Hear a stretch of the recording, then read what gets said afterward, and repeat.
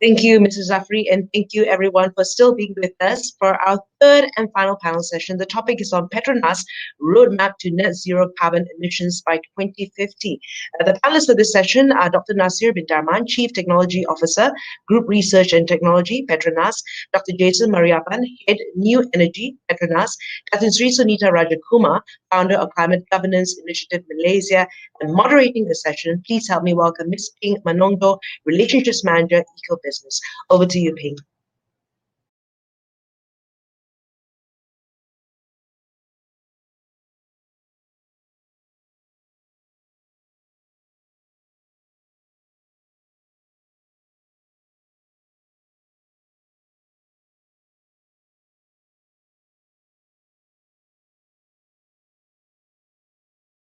Thank you, Frida. EcoBusiness is Asia Pacific's leading media organization dedicated to sustainable development and responsible business. I'm pleased to be your moderator for the session, Roadmap to Net Zero Carbon Emissions. This session is brought to you by Petronas. I'm also pleased to be joined by my fellow speakers whom I'll be introducing very shortly. A quick reminder to those of us tuned in to please stand by for our Q&A segment at 4:45. Thank you for engaging with us. I'd now like to introduce our distinguished speakers for today's session.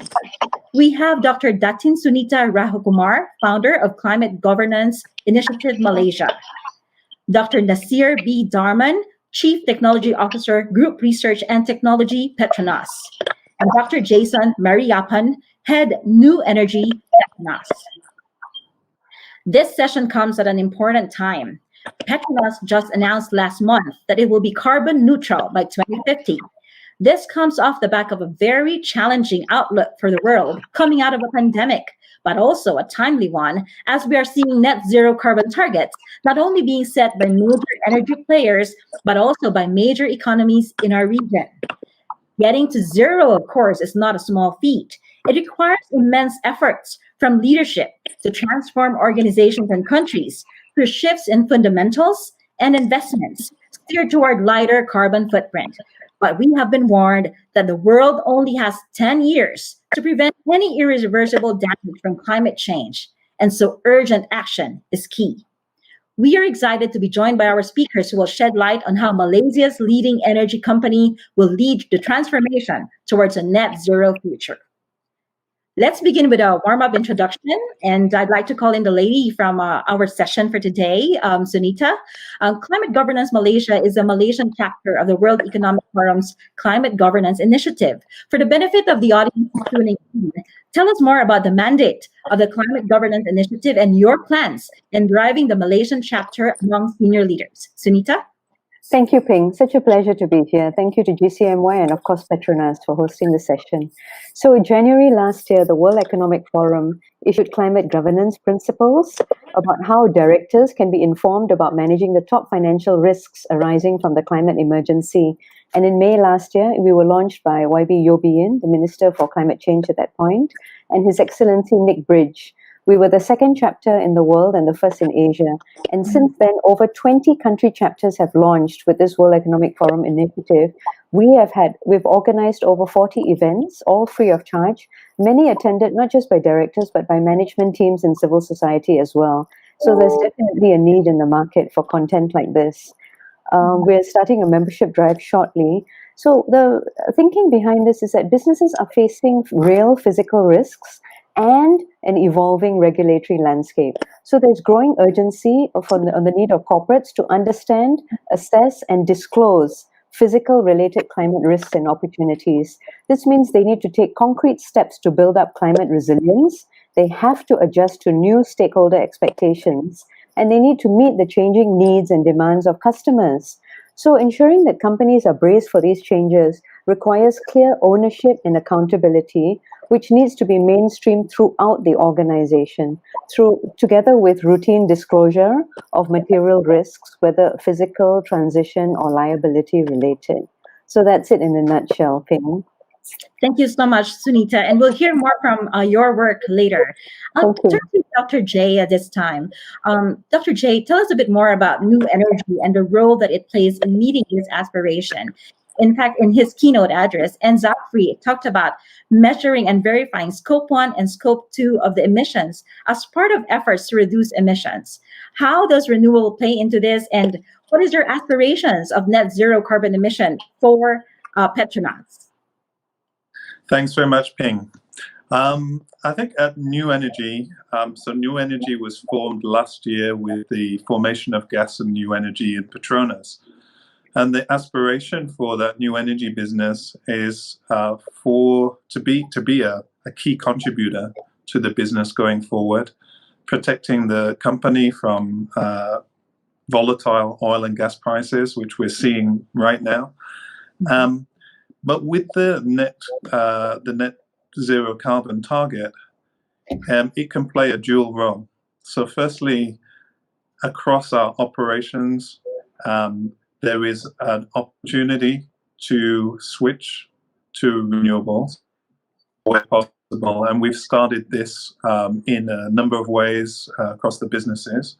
We had a program called Solar Installation and Application of PETRONAS Rooftops and Assets Nationwide, called Cineran. This is where we're placing rooftop solar across our research facilities, across our petrol stations. We have a fabrication yard with Malaysian Marine and Heavy Engineering Holdings. And we've started installing at these various sites already.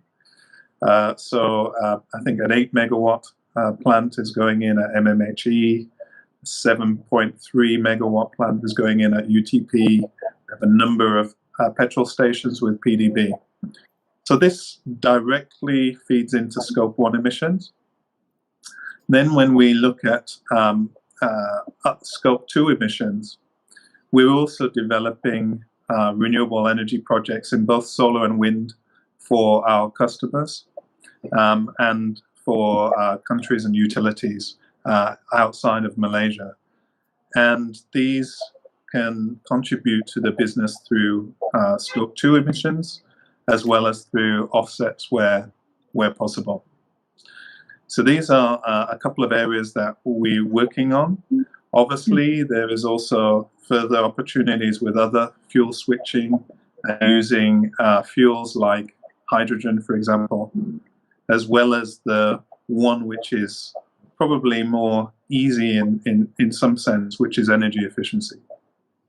Wonderful. I look forward to elaborating on that further later. I turn to Dr. Nasir at this time. Can you please tell us, how is PETRONAS leveraging technology to achieve its net zero targets? Thank you for the question. Being a CTO of the company, I would say that technology is a key for PETRONAS in achieving our net zero emission, net zero carbon emissions. Yeah, it is basically the heart of the whole initiative, and my role is to make sure that PETRONAS be able to operate very efficiently going to the future. Yeah, being oil and gas company, PETRONAS, like it or don't like it, we are basically operating in what I call a gray technology area. Gray technology area is something that we use oil and gas to produce energy or to produce our own product, right? Without any effort or any initiative to control the byproducts, the carbon emission and so on. That is what I call gray. The other part of technology is what I call blue. Blue is in the sense that it's same like gray, but we basically manage all the byproducts, the unwanted byproducts that we produce. In this case, we need to make sure that the methane emissions, the CO2 emissions to the environment is basically taken care. And the other one, the last one is gray. So it's green. Yeah, green is basically no zero, no carbon being used initially. So example of green is basically hydrogen, a green hydrogen, where we basically split the hydrogen and the oxygen atom of water to produce oxygen and hydrogen separately. So that hydrogen can be used to fuel a lot of machines and a lot of generator moving forward. In terms of blue technology, we are basically putting an effort to make sure that PETRONAS operation become environmental friendly moving forward. So we put up a lot of CCUS projects. If you are not familiar, allow me to say CCUS stands for carbon capture, utilization, and storage. So what we did is that we try to capture all the carbon that we produce. We basically transport them to a suitable site that we can basically store. Yeah, so that the environment is basically clean from carbon. Not only that, a little bit of carbon, we basically utilize it to produce a new product. We currently have a product that use CO2, carbon dioxide, together with our own recipe that produce cosmetic for the woman. Yeah, so that is something that we use to utilize carbon to come up with a new specialty chemicals from Petronas. And in the greens, we also to make sure that the carbon footprint of the whole Petronas operation becomes smaller and smaller. Yeah, we make our operation a lot more efficient, produce less carbon, and I need to make sure that when we calculate all the carbon numbers, we are basically moving toward net zero carbon by 2050. So that is how I arrange all the programs to suit Petronas' ambitions of becoming the first company in Asia, oil and gas company in Asia that declare net zero carbon by 2050. Wow. Thank you so much for articulating that bold ambition and for sharing your thoughts on how technology, in fact, plays a crucial role in delivering this ambition to reality. I come now to Sunita. As we all have heard right now, for an energy company like Petronas to put out such a bold ambition with a set time frame, it is sending shockwaves across the region.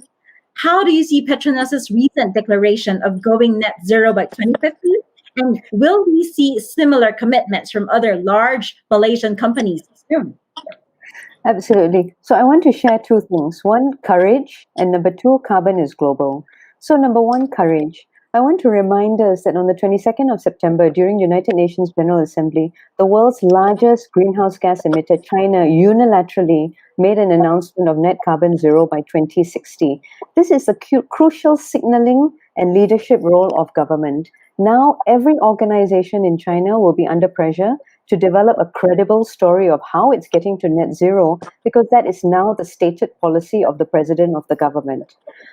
And Petronas has the same impact. It took a great deal of courage. Without waiting for alternate signals of leadership, Petronas has stepped up. This is leadership in action. The details are complex and it's going to need time to process. And I'll give you an example. Korea was the first East Asian country to set a net zero target earlier. They made an announcement earlier this year. On the basis of this mandate, they won an absolute majority in April. In July, they announced the new Green Deal. And only last month, on the 28th of October, they announced that they would be committing to achieving carbon neutrality by 2050. And it has multiple impacts: financing of overseas coal projects, imports of coal from other countries. And so the devil is going to be in the details. And I think it's a great statement of ambition and courage from Petronas. The second thing I wanted to point out also is a reminder that carbon is global. We have a farmer in Peru who is currently suing RWE, which is the largest German utility and the second largest emitter in Europe, for damage caused by greenhouse gas emissions. And the courts have decided that it does not matter that RWE has no operations in Peru because they are aware that emissions are global. So the emphasis now is on accountability at a corporate level and personal responsibility of every director. There's no legal differentiation between an executive and a non-executive director. So carbon is global, while businesses think they operate within certain boundaries. So the conversation now is of accountability and responsibility, especially in the face of huge disruption and especially where the science and data has been available for decades. So it's great to see Petronas preempting this conversation and leading the way. Wow, wonderful. Thank you so much. And to further elaborate on the specifics, as you very eloquently articulated, Sunita, the devil is in the details. We'd like to hear from Dr. Jason right now. We talk about the low carbon solutions and cleaner energy as something that Petronas is pushing for. Can you please elaborate for our audience this afternoon on the hydrogen market? Thanks very much. So far, if I may, we've started in new energy on some different technologies. So firstly, solar and wind, which are very mature technologies. They also have significant capacity increases that are expected over the next 2 or 3 decades. And there's quite a lot of scope for cost reduction and efficiency improvement. So this is a key area of our new energy growth. We're also looking at both of these technologies provide generation that's intermittent, only when the sun shines, only when the wind blows. So we're also looking at the area of energy storage to make sure that we can have good, clean, and reliable supplies of energy. And these would mostly feed into electricity use. And then the other one, which you mentioned, which is hydrogen, which is much more a new gas or fuel for us, and indeed for everybody, although there is a lot of publicity around it. It's another area which we've just set up a team within our gas and new energy business to explore hydrogen. As Dr. Nasir mentioned about grey, blue, and green, there are various shades of hydrogen. We are already a producer of hydrogen within our operations. We now want to look at how we produce more and how we produce it in ways that the customer would like to have. So in this form, the fuel going forward may be green hydrogen, and that's something we're looking at. As you may have noted, PETRONAS recently entered a MOU with Sarawak Energy Berhad to undergo a joint techno-commercial study of green hydrogen production and its value chain. We really think that the data and collaboration that we can derive from this partnership will really help us gain insights into the potential hydrogen supply chain in Asia. Thank you very much for giving us some perspectives into that new investment segment of yours. I turn now to Dr. Nasir. What is the magnitude that PETRONAS is spending on technology to drive sustainability? Please share with us some specific examples of how this is working. In terms of budget, I would say we have enough. In fact, more than enough. What is not enough is idea on how to solve problems. Yeah. In general, PETRONAS basically spent for the last 4 years in the order of several billion ringgits.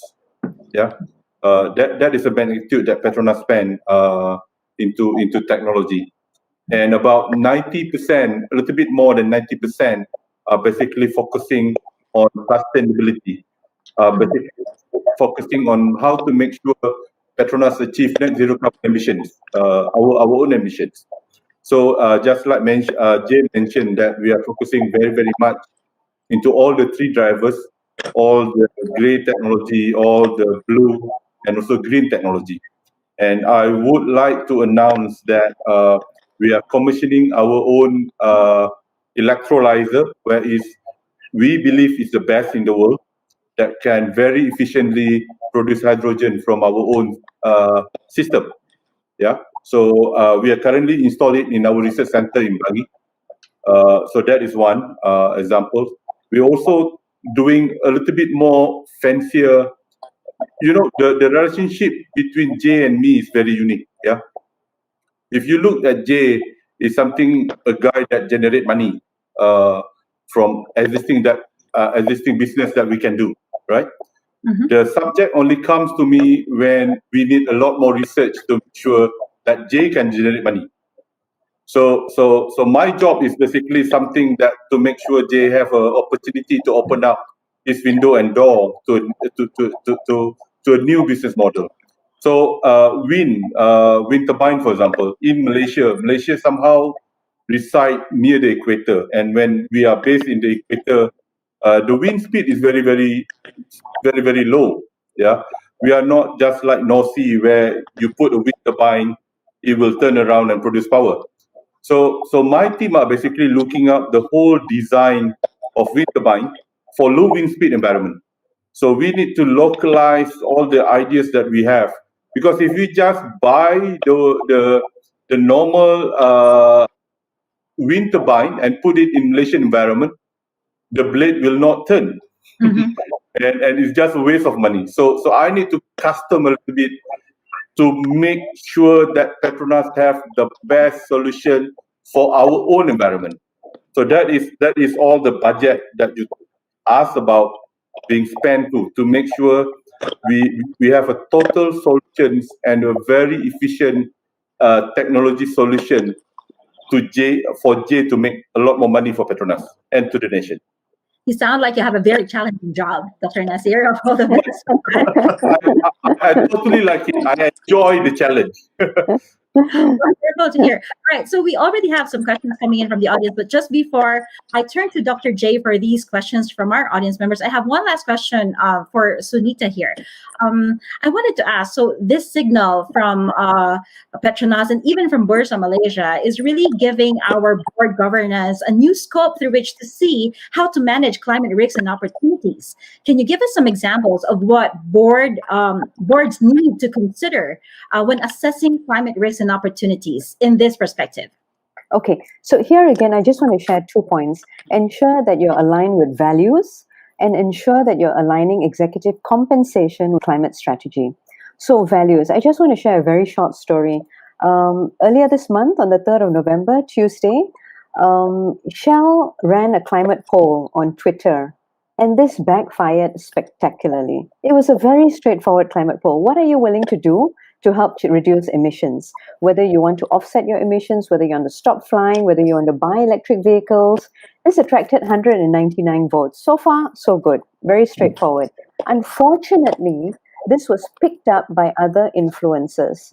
And we had people, for example, like Alexandria Ocasio-Cortez saying, I'm willing to hold you accountable for lying about climate change for 30 years when you secretly knew the entire time that fossil fuel emissions would destroy our planet. And this was liked 350,000 times. This fossil fuel company only has 500,000 followers. So I think it's essential that from the board downwards, that the tone from the top is alignment with your values. So if you're stating something throughout the organization, be aligned with your values. And the next one is aligning executive compensation with climate strategy. This arises for many reasons. It's crucial because there's a large difference between C-suite compensation and the average worker pay, and between tenure between directors who stay on, let's say, for 9 years. The C-suite tenure might be shorter than that, but climate risks are currently being described in decades. This is what is known as the tragedy of the horizon. But you do have prudential regulators, central banks, who are moving very quickly to reduce systemic risk to the financial system. And even our own governor is recognizing that climate change is an existential threat to humanity. Mhm. Governments are going to be forced to act. This is what is known as the inevitable policy response. 126 governments are already committed to net zero. Capital markets pull risk forward. And so if businesses are not ready, and if executive compensation is not aligned to climate targets, businesses will be open to this. Thank you very much. Very well said. Thank you, Sunita. Now I turn to questions from our audience, and I think Dr. J, this is one that is for you. What is the current demand for hydrogen currently in Asia? Now that's a very good question. I think you asked before about the market itself, and if you enter hydrogen into Google, you'll see a lot of news, a lot of partnerships being formed, a lot of money being spent on the development of technology. Mm-hmm. Is there a lot of consumers of hydrogen today, other than the ones that have been consuming hydrogen in industry before? Is there a lot of new customers? I don't think we see it today, but there are a lot of customers who are looking at that as a solution for their future needs. particularly when they're looking at their net carbon emissions targets. So I think it's a very small market today in terms of customer. But when we look at all of the options going forward, this is an option that can act as a replacement for various fuels, various opportunities, and therefore it has good potential if it can be produced cheaply, cleanly, and safely. Thank you very much. And another question here, and I think, Sunita, this is best answered by you. Some governments or economies have taken to announce net zero carbon. How far do you think Malaysia is towards announcing the same? Yeah, I think this is a really good question because it's top on the agenda. So many countries have already committed to this. And not only that, you have over 100 countries in the world that have some form of carbon pricing already. So at Climate Governance Malaysia, we are supporting the CEO Action Network, which is a grouping of 41 companies chaired by Tengku Taufik at PETRONAS. We are having a multi-ministerial series of roundtable conversations on setting climate ambition, including net carbon zero targets. We're hoping that this can be kicked off by next month because we understand that we want an all-of-government approach and an all-of-society approach as well. Everybody needs to step up and be part of this conversation. I referred to the inevitable policy response just now. Governments might be late to the table, but when they do arrive, they have a huge arsenal of policy levers that they can do. The Korean government, with 2 days' notice, closed down a quarter of coal power plants. And so industry would rather be part of this conversation and ensure that we're having a smooth transition rather than an abrupt transition which have characteristics of falling off a cliff.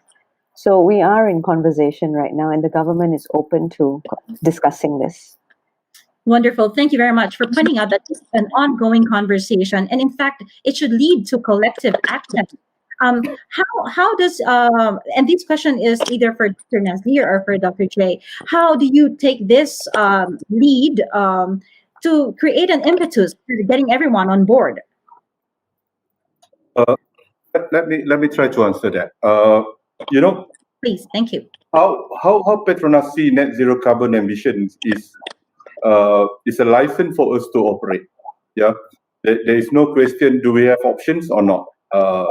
And we must walk the talk to achieve what we say. Yeah. So license to operate is to become clean. So we have to align our activities. We have to align our actions to that. And because of that, and the technology part basically comes to me. And I need to make sure that we do that. We are not trying to say that we are good at everything, or we try to develop our own technology for everything. But for specific case, and one of the things that I'm talking over here is sustainability and net zero carbon.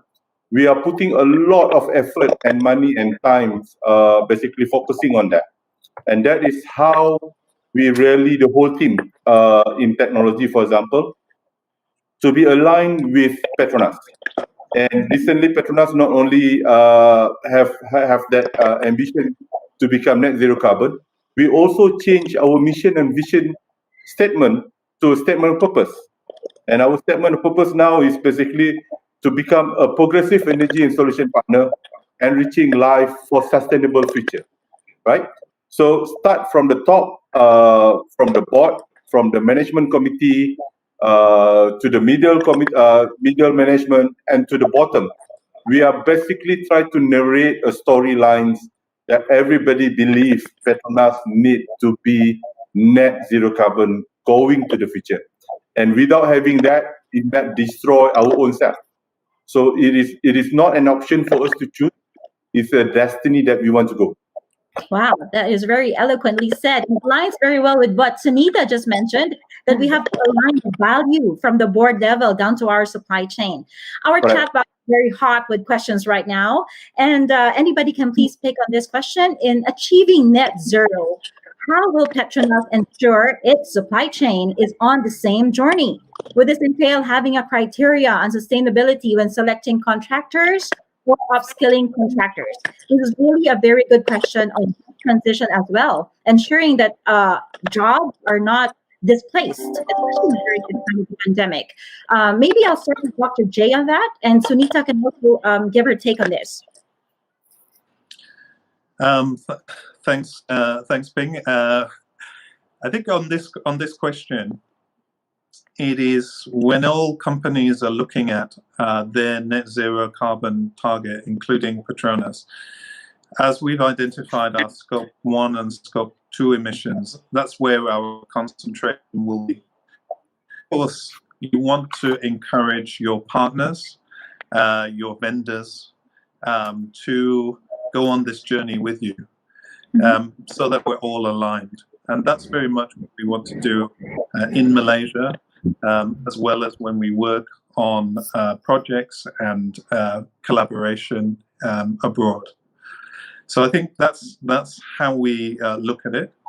Across all of the operations that we do, wherever we have emissions that are in the supply chain, we want to help reduce those in one way or another. Now, if that can be through the vendors that we provide, or it's through the technology that Dr. Nasir is going to help provide us, they are solutions that we can call on. But I really would stress this idea that for us to get to net carbon zero, it really requires collaboration and partnership, and we need everybody in that. Yeah. You. I agree completely with that, because some of the world's largest businesses and banks have already committed to net zero on a scope 3 basis.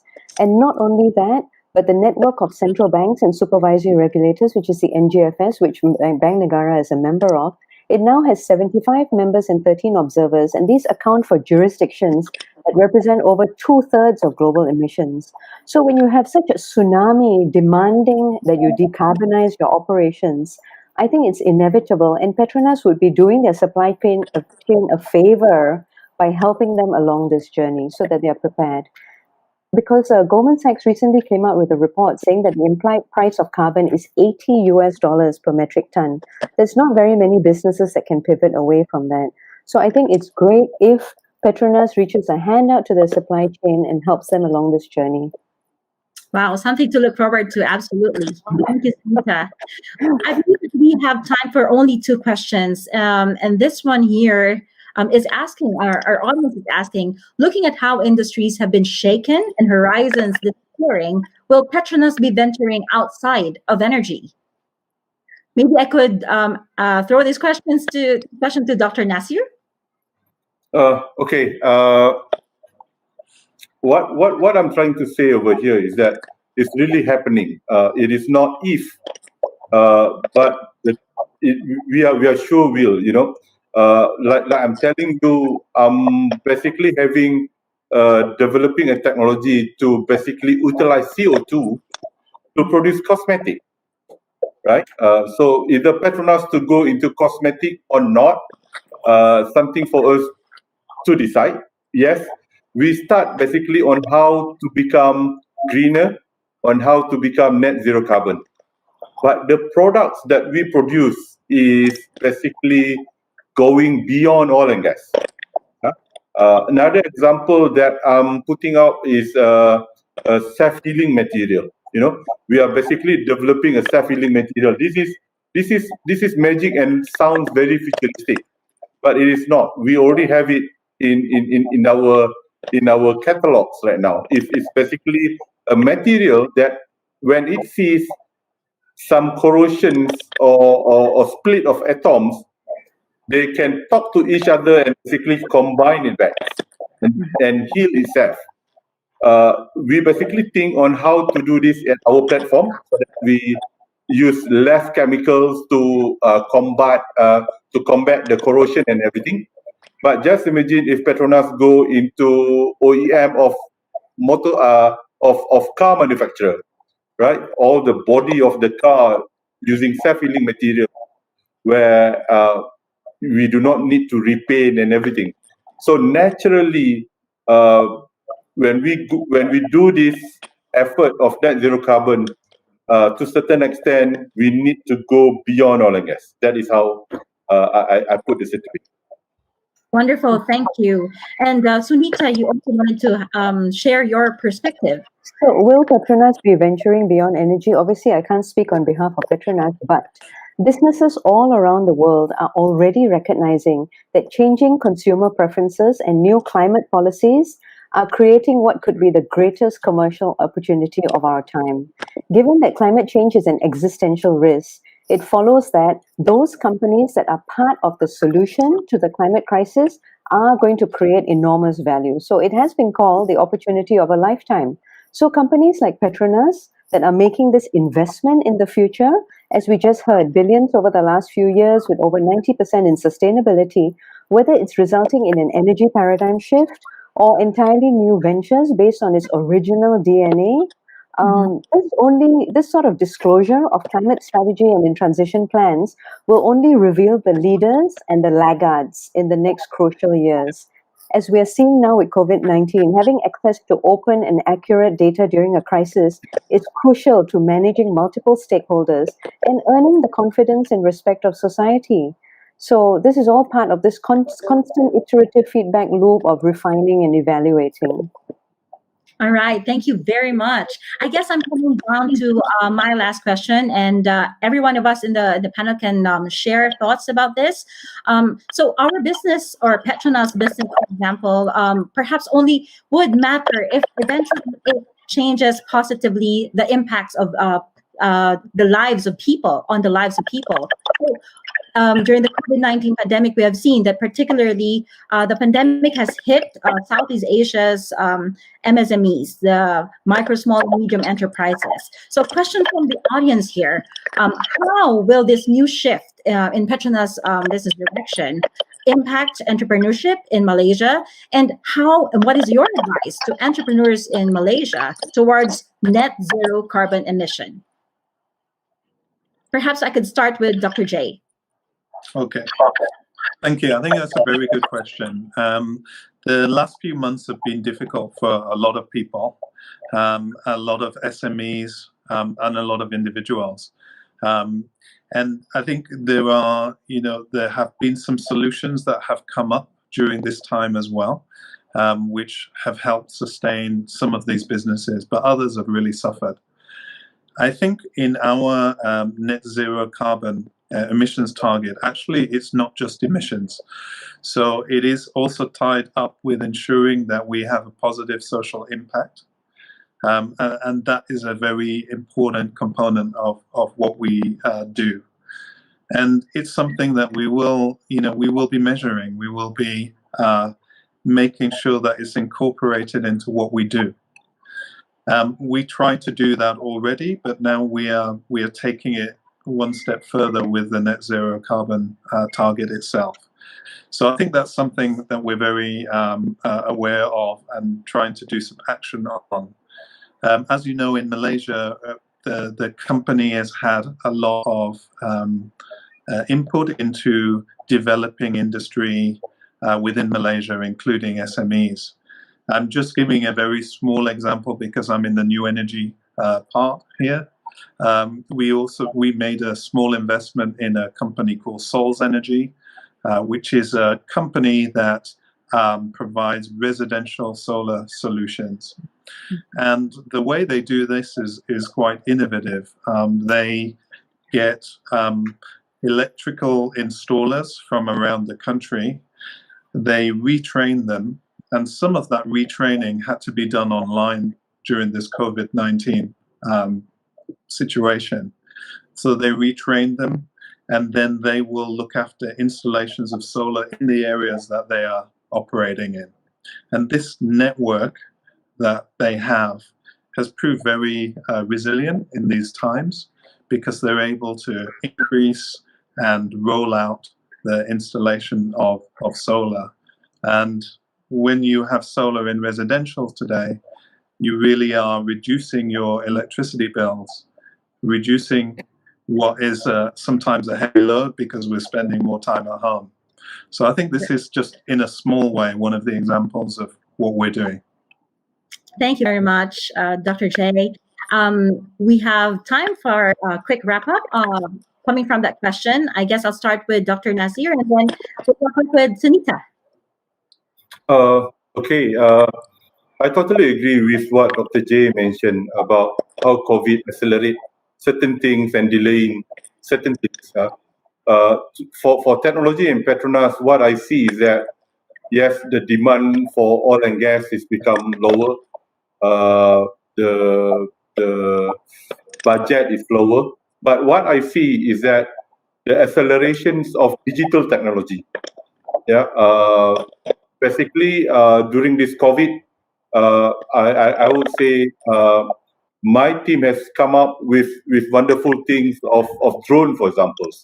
So we are basically putting up drones to deliver things from platform to platform in offshore.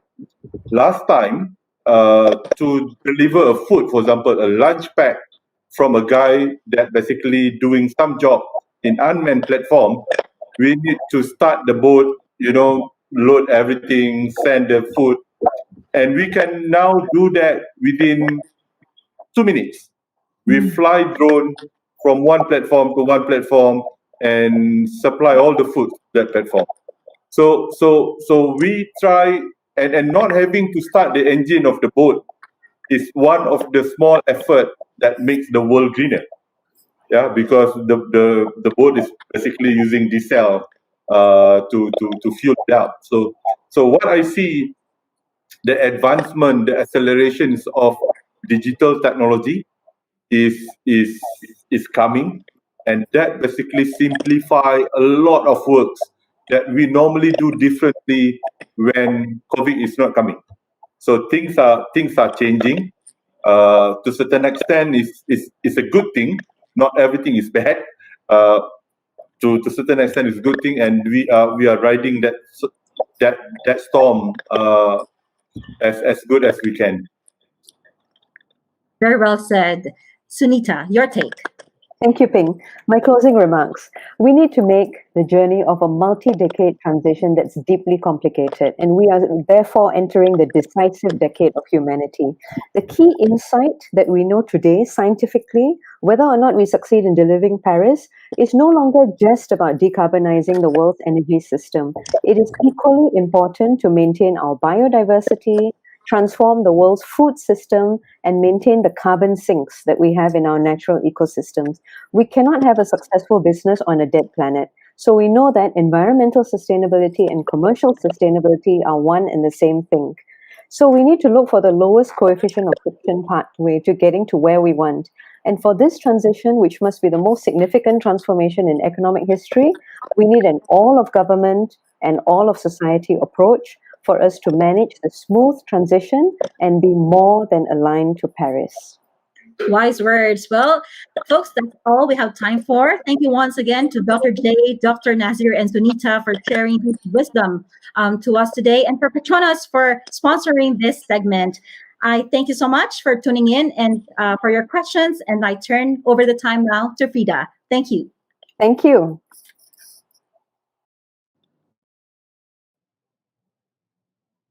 Thank you, Ping, and to all our panelists. I think what really resonated with me is we can't do anything on a dead planet.